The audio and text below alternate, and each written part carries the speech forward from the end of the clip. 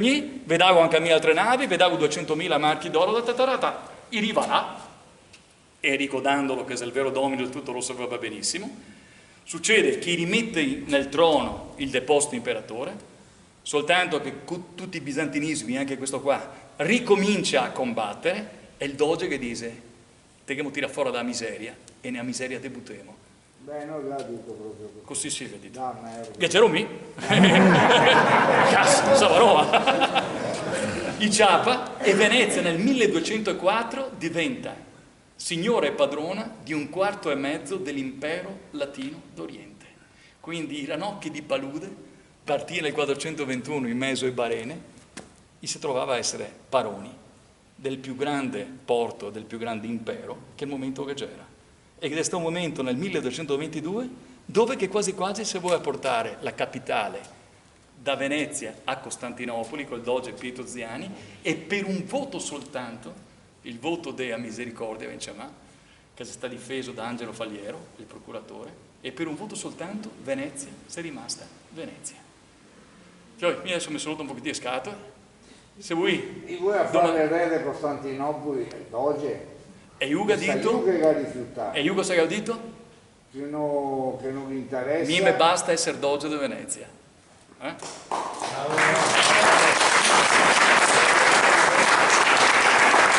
Considera, signori miei, che sto doge a 92 anni, Iuga salva da Adrianopoli l'esercito dei crociati di Bonifacio e Monferrato, che si è morto là, e io per tutta quanta la notte che portai i fanti veneti a difendere l'esercito latino che invece poi a botte, e chiudendo che praticamente è ritirata, e tutta la notte che cavalcà questo uomo da 92 anni, quasi cieco, che alcuni dicono per una ferita, Villarduin dice per una ferita, e altri dicono invece perché sta proprio Andronico, l'usurpatore che lo aveva ciecato in uno dei tanti tentati a bacinare, in uno dei tanti dissidi che faceva i bizantini coi veneti. Quindi pensai che era sta di gente, e siamo soltanto nel 1204. Mi fermo qua davvero. Vi ringrazio. Vi ringrazio. Devo notare che c'è un livello di attenzione che dopo un'ora e mezza comincia a chiamarsi anche giusto. La via testa. Se i signori, se stai contenti fin qua, mi sto attentando quando. Se avete domande da fare su altre robe, in me fazia mio o Iva? Signori, grazie. Magari sì. Questa lettura, questa visione della storia del Veneto, un po' come ci l'ha descritta lei, Sì. è leggibile da qualche parte, ci sono dei testi. Sì, allora, te poi trovi... La seconda, tornando un po' all'introduzione che ha fatto il signore, allora, io sono d'accordo con lui, però forse anche con la nostra, un po' come Veneti, che in questo tempo, in questi anni, non ci siamo fatti sentire a sufficienza e abbiamo lasciato che la lettura delle storie sia fatta in maniera diversa. Allora io domando, per esempio, in Veneto non c'è qualche museo o qualche iniziativa per far capire e comprendere meglio la nostra storia? Allora, per quanto riguarda la prima domanda, che c'è tantissimi testi, contrariamente a quanto cosa pensa. Parlare di più recenti, cioè dal 700-800, che c'è Filiasi, i Romani, Doglioni, Cappelletti, il Diedo, che sono tutti belli testi, ma monumentali, in cui te parla la storia di Veneti primi e Veneti secondi. Certo che molte volte bisogna incrociare le storie. Se te hai anche voglia di stare drio, dopo te parli di autori antichi, cosa ti parla di Veneti. Perché siamo città dappertutto. Cioè non è che siamo uno che dice sì, andiamo a trovare, vediamo cosa. Siamo veramente citati dappertutto.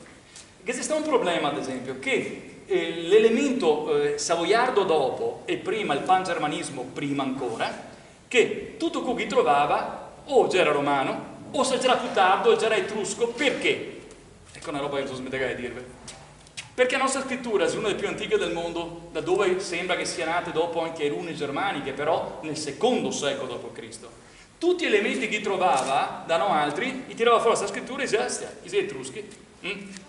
Però curiosamente, quando che i veneti dei via da dove che ho detto, da Troia, dai cosi, dall'Asia Minore, che si è su, vi ricordate che ho parlato dei Lidi? E lì dice qui che dà origine dopo, col substrato toscano, ai villanoviani. I villanoviani darà origine agli etruschi. Allora, Ghemo, sull'Iliade do popoli, chi si trova contigui là, chi viene in Italia, che fra Italia stesso alfabeto. E quello Veneto, se l'alfabeto de chiusi, che fatalità chiusi se dove chi ha ancora. Gli etruschi non c'erano inceneritori, mi busava i corpi, seppelliva. Mentre quelli de chiusi c'era ancora gente che faceva la cremazione come i proto-villanoviani. Quindi, quello che mi viene in mente mise è questo. I Veneti, se chiamai proto-villanoviani e quindi cancellati. Gli Etruschi, che sono dell'VIII secolo, quindi 4 secoli più giovani di noi altri, è qui che ne dà scrittura, chissà perché, che adesso comincia a rielaborare questa storia, capendo che la struttura è un pochettino più antica, che dopo è diventata profana nel tempo. Quindi un grande lavoro di ricerca che si è stato fatto, che comincia a evidenziare delle robe che prima non si sapeva. Se colpano altri veneti, beh, sempre colpa di chi che ciappa e botte del solito, anche se non anche botte fortunatamente e che ciappa poco fin adesso. Chiaro è però che nei nostri confronti è stata un'opera di distrazione di massa, come che è una parola che va di moda, perché non è possibile che con tutto quello che avevo raccontato, che è poco, perché magari potuto mettermi di altri eroi che va avanti, 1600 anni di storia sono gli ultimi, altri 1500 prima, che in tutto arriviamo contro il 1500, cancellai con una scritta. Venezia fu la più grande repubblica marinara, caduta a opera di Napoleone nel 1697, finalmente entrò a far parte del Regno d'Italia lo stasera. Cazzo, 1400 anni di storia buttei via così, dove che avevamo 3300 navi che girava per il Golfo di Venezia, quando che Ettore Fieramosca faceva la disfida di Barletta, no? Che sembrava che gli italiani fossero di poricani. Venezia c'era signora e padrona del mondo con il suo. Quando che per Caponi suonava le campane, se voi suonerete le vostre trombe, noi suoniamo le nostre campane, noi dominavano il Mediterraneo. Ma che paese sei dove chi invece di elencare una grandezza di continuità che te si può trascinarla avanti, ti decidi di fare emergere queste pochezze di fronte a una grandezza, col vessillo più antico del mondo che si ha, la repubblica più vecchia del mondo.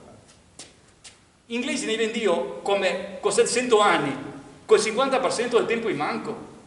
Cioè, mi meraviglio con queste robe qua, e vuol dire che tutti quanti un po' si arrabbiasse, mi faccio spettacoli raccontando del Cleonimo, ma mi rendo conto davvero che se te parli da serenissima, sì, ma di fronte a pletora di informazioni sui Veneti antichi, che sono tutti i testi, dai greci ai latini te trovi, se fermiamo a Marcantonio Bragadì, mi veramente divento matto molte volte, dopo davvero che mi metto anche a ridere, ma vi assicuro che di Veneti ne parla tutti. Addirittura Dionigi Ternicarnasso, che dice che noi siamo andati via dalla Paflagonia perché si sta gli Assiri a scacciarne durante una delle guerre tra i Veneti e gli Assiri.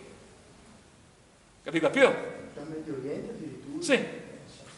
Quindi, Ghisè testa, basta semplicemente avere il coraggio e voglia di andare. Comunque Filiasi, Romani, ma anche il grande Zorzi, leggive la Repubblica del Leone, o una città, una repubblica, un impero. Si sa di testi semplici, belli, che ti dà alcuni riferimenti, che però ti dà già a sostanza. Se dopo vuoi andare oltre, vi assicuro che trovate tutto. Spero di aver risposto. Grazie. Bravo.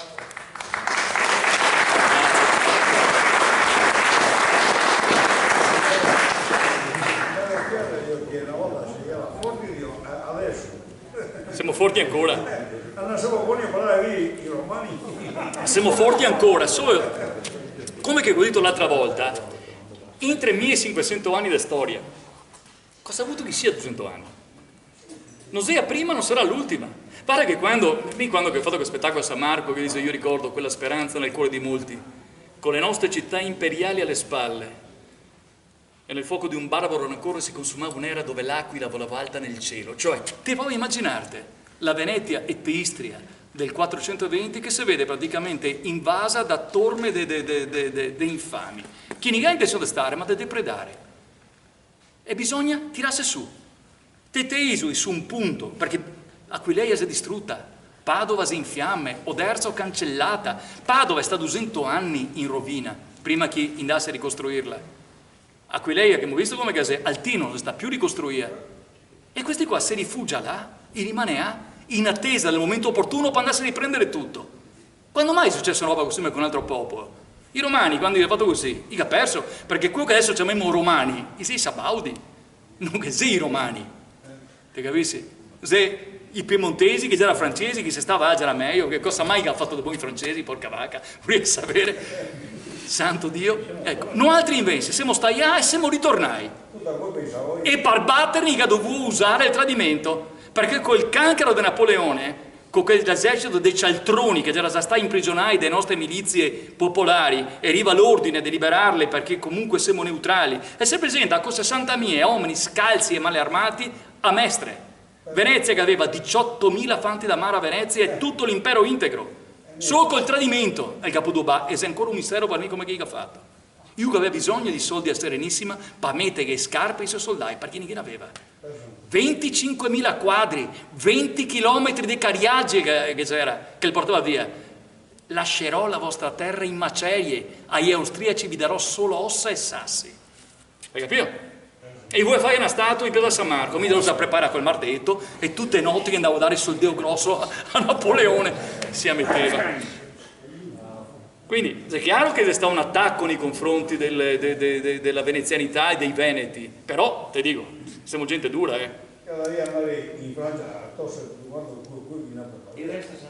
Sì, che poi, ti dico, Francia, è talmente ebeti i francesi che neanche Napoleone non è neanche francese, perché c'era corso. Cioè, per avere un gran generale neanche dovuto bastardo, finché voi, però non c'era neanche a corso. A dimostrazione del fatto che non era francese, perdonami un pochettino a scurrilità, è che si è portato via il bidet nei campi di battaglia. Dimostrazione chiara che non c'era francese. E di fatti io morire poi in Italia. Mi meraviglio queste robe fiori che non capite, perché capire come che sia possibile che una civiltà millenaria che non c'era, che senza sparare, gli ha fatta cascare. Probabilmente se il maggior consiglio non avesse votato l'autoscioglimento sarebbe stato restaurato il congresso di Vienna. Dopo la restaurazione, certo, 1815. Probabilmente sarebbe stato. Dava troppo fastidio alla Repubblica in mezzo a Sì, dopo il congresso di Vienna. Così ipotesi della storia non si fa. No. Polonia e Venezia no. Polonia e Venezia no. Ed è strano, perché a Polonia c'era mai stata un'entità, a parte Sobieski, c'era sempre stata terra di conquista, ma a Venezia no. Quello che posso dire che mi fa soddisfazione è che la più vecchia repubblica del mondo, la nostra, in realtà, con la vittoria Napoleone, ha distrutto la più giovane repubblica del mondo, quella giacobina. Perché in realtà, quei soldi da Serenissima, Napoleone che ha creato l'impero, che ha distrutto la repubblica neonata di Giacobini. Piccola soddisfazione, però intanto finché non siamo dei più grandi teniamo sempre a questa, che il bastardo Napoleone che ha morsegato una roba più grossa di lui evidentemente, distruggendo quello che arrivò su un francese che aveva fatto, messo che fosse stata anche una roba buona che mi ho forti dubbi.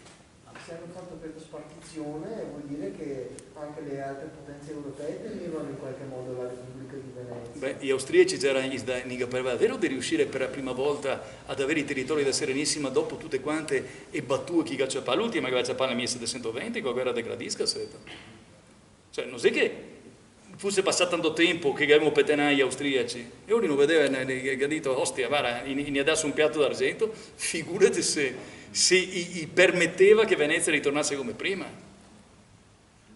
Ma è uno dei grandi misteri della storia. Anche Trieste da portare su gli austriaci. Sì, che dopo non sai che abbia servito tanto. Comunque se devo scrivere una storia un po' particolare con Venezia deve morire, che parlo della bandiera, che parla un po' anche in maniera strana di questa caduta, no? In attesa di questa nuova catarsi, della nuova resurrezione. Perché c'è tante robe strane su quello che è successo là, che non è solo spiegabile col tradimento, non è spiegabile semplicemente con i massoni, che era qualcosa di più che ancora non so può identificare. Beh, se tu pensi che a Verona in quel periodo c'erano 10.000 francesi che vivevano, Cioè, Esatto. E 10.000 persone non sono poche. Ne sei proprio poche, come quinta colonna, vabbè. Sì, ma Dammi del tè, dai.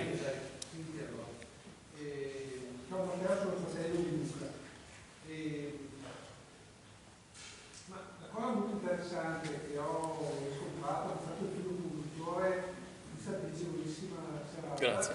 È stato, allora, dal mio punto di vista, quando diciamo, è stata affogata Venezia, la storia di Venezia, è stata nascosta, è stata proprio completamente voluta trasparire, no?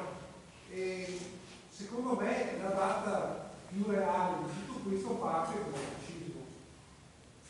Perché il fascismo nasce con la volontà ferrea di dire Roma diventica l'impero, facciamo rivivere questo grande sogno dell'antica Roma, e tutto quello che era il potere periferico è stato riportato a Roma, dove i Veneti, in primis, che è sempre stato un osservatorio finanziario importantissimo per l'Italia, sono stati defraudati, depauperati per portare la ricchezza poi, sotto di tasse, come oggi avviene, poi meno, per portarla a Roma, per essere gestita là. E anche la storia che è stata cancellata di Venezia, che è stata cancellata a fronte di che cosa?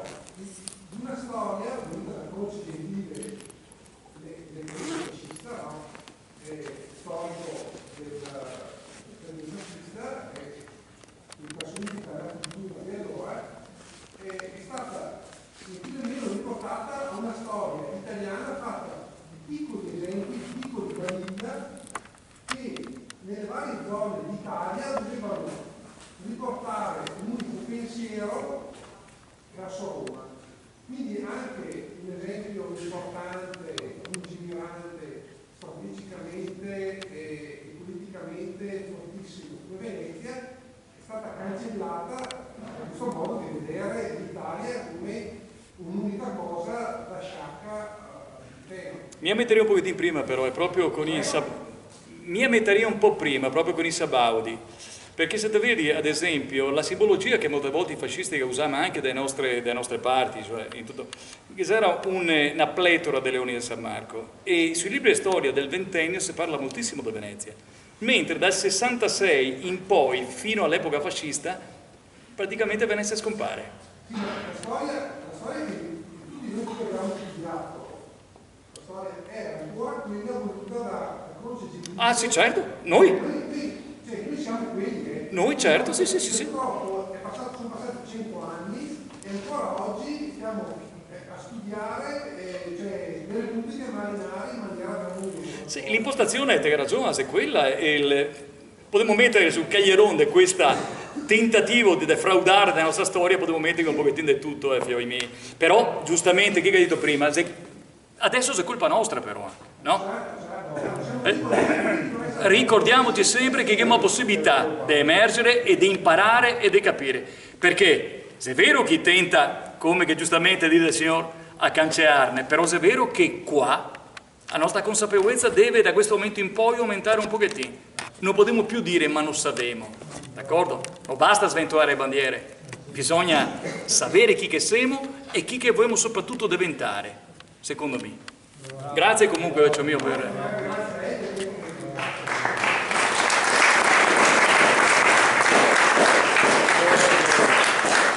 Dove siamo? Siamo stati in pochi. Andiamo via, ma saremo di più.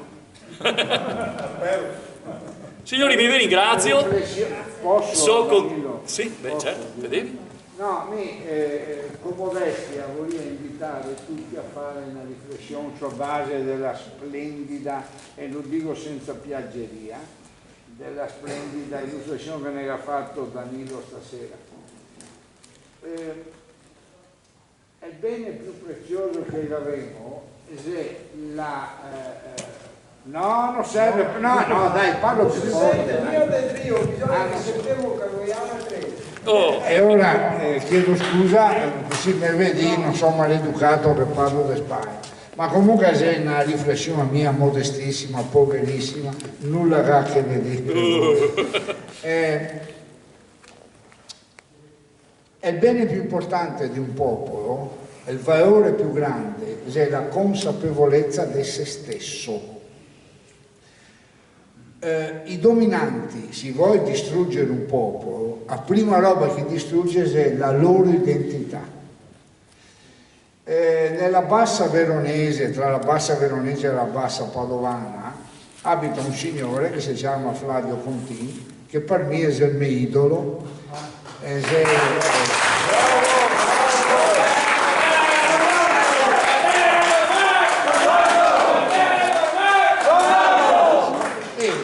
basta poco. E per me è il mio idolo, c'è veramente che voglio bene, perché è un autentico patriota, perché quella notte che si partiva da Casale di Scodosia per andare insieme a Campanile di San Marco, e sapeva perfettamente che il giorno dopo io ero in Gaeta. E mi credo che si può anche non condividere il gesto di una persona, politicamente si può dire no, per me è che sbagliato, per carità, ogni opinione è legittima, ma l'eccelsa dignità, il sacrificio, lo spirito di appartenenza che dimostra un uomo quando sa che deve andare in galera, è degno, è allo stesso livello di tutti quelli che nella storia ne consegna, che ha sacrificato la propria persona per la propria patria e per i propri ideali. Ecco, in quell'occasione siccome ahimè so vecchio, però ho ancora a memoria buona, ma è il più che sfugge. Se vi ricordate, credo che il Presidente del Consiglio fosse Amato, se sbaglio correggimi Tiziano, mi pare che fosse stato Giuliano Amato, o io ho nato non ha importanza. E il giorno dopo dei fatti del Campanile di San Marco, il governo romano ha fatto un decreto in cui proibiva l'esposizione della bandiera marciana in tutti i luoghi. Questo ai più sfugge, se stempera, ma quella è la chiave di volta per capire che se vuole distruggere bisogna che incomincia a distruggere la nostra identità. Mica ho visto stasera, dopo chiudo, chiedo scusa perché a me mi so parlare diversamente che da Danilo, quindi ho un certo numero di parole e basta. Mi ho visto stasera che grazie alla relazione che ha fatto Danilo, non so se vi si è accorti che qualcosa ha svegliato dentro noi altri, perché quello che ne sveglia è l'orgoglio dell'appartenenza, la consapevolezza di essere diversi, non necessariamente migliori. Io non mi considero il migliore dei siciliani, neanche il migliore dei sardi, non mi considero il migliore di nessuno, però mi considero veneto.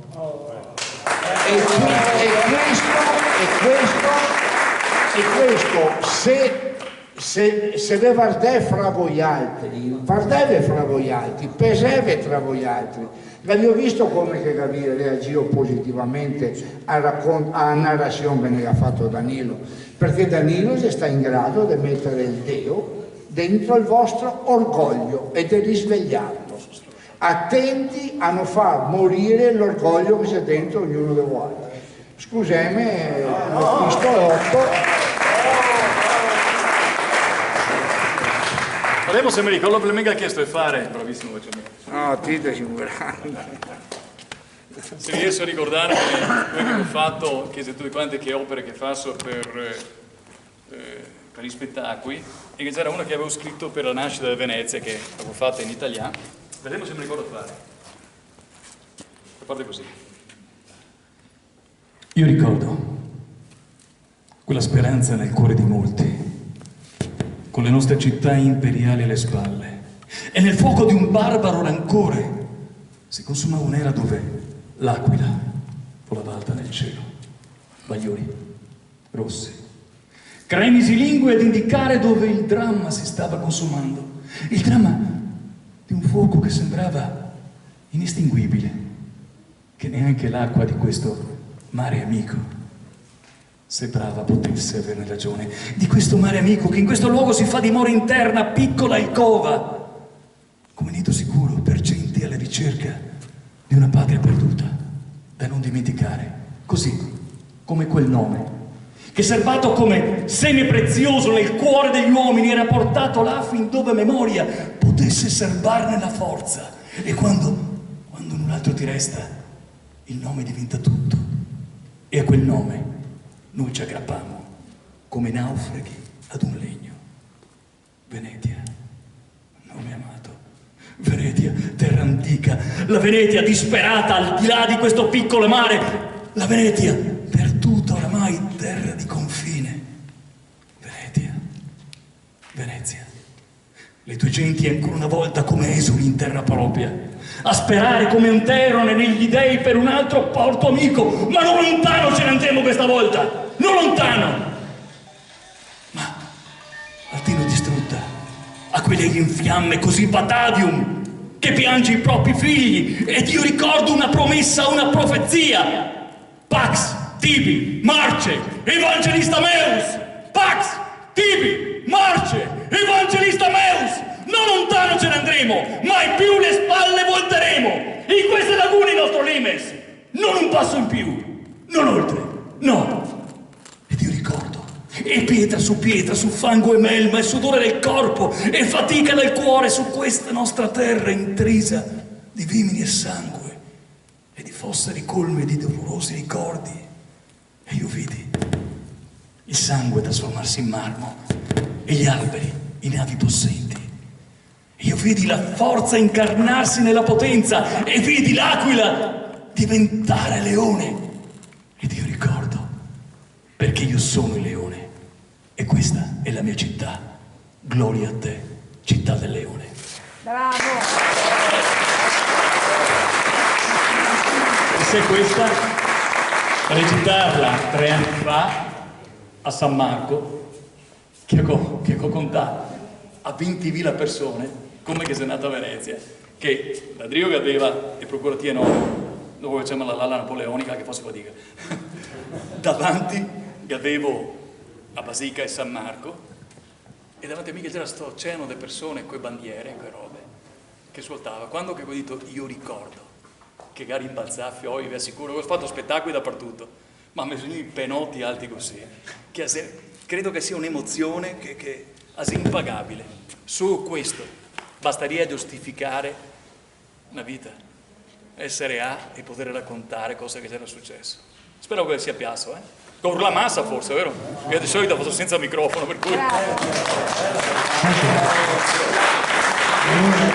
Ringrazio tutti quanti per essere intervenuti stasera e do la parola al Presidente della nostra associazione Pax TV per un saluto finale. Grazie. Allora, buonasera a tutti, vi ringrazio tutti di essere qua stasera. Ringrazio il grande Marini, Grazie a te, grande la Porloco che ha permesso di fare questa serata, e l'assessore alla cultura di Monteforte. Grazie a tutti. E grazie a te che hai fatto questa roba. Sempre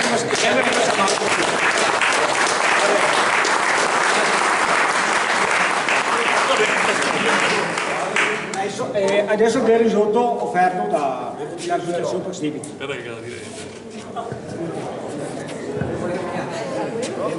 Ringrazio, credo a nome di tutti voi, Leo Lazzarini e il mio collega presidente di Pax TV Alessandro e il nostro concittadino il dottor Bressan.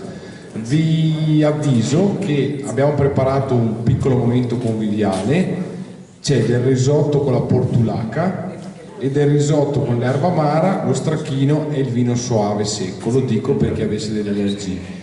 Quello che vi raccomandiamo è di non accalcarvi tutti al tavolo, ma cerchiamo sempre di mantenere un minimo di distanza. Grazie, buona serata.